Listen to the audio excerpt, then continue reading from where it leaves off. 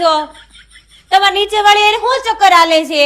અરે મારા કોઈની કઈ એને ચક્કર નથી પણ તો ઈ કહેતી હતી જ્યાં સુધી ઉપર વાળો મારી હારે છે ને ત્યાં સુધી મારું કોઈ કઈ બગાડી નહીં શકે.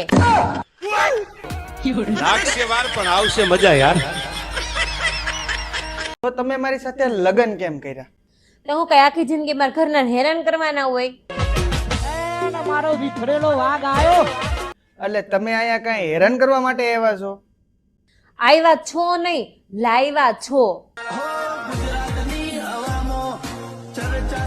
તો તમે લગ્ન પછી સૌથી વધારે તમે પ્રેમ કોને કરો છો? કપડા, કપડા અને કપડા.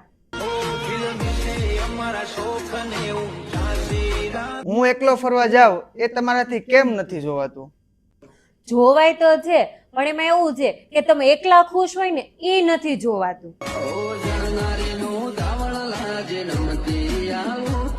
તો તમે નાની નાની વાતો માટે પતિ સાથે ઝઘડો કેમ કરો છો? કેમ કે એનાથી અમારી એનર્જી બૂસ્ટ થાય.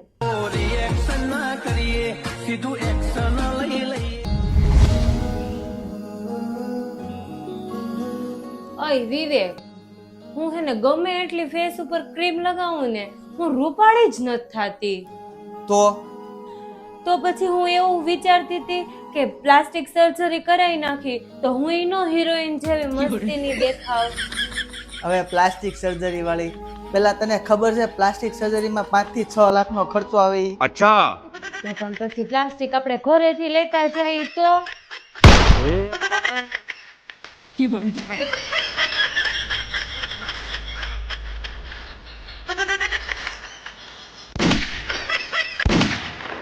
તારી આ રોજ રોજની કસકટથી હું એટલો કંટાળી ગયો છું ને કે મને એમ થાય છે કે સંસાર મૂકીને ચારધામની યાત્રાએ ગયો જાઉં. અચ્છા.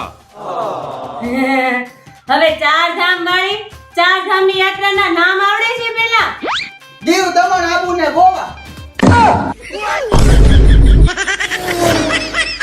અરે મેં તો કામવાળી બાઈને રજા આપી દીધી તોય હારું શરીરમાં કાંઈ ફેર જ પડતો નથી, વજન જ ઘટતો નથી. મેડમ, ખાલી કામવાળા બેનને રજા આપવાથી કાંઈ ન થાય, કામે હાથે કરવા પડે.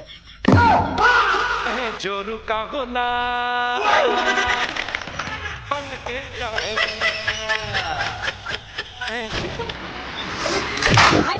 પપ્પાને એવી રીતે મરાય નો મરાય બેટા. સંપ્રદાયની સુખીની સુખ પોષની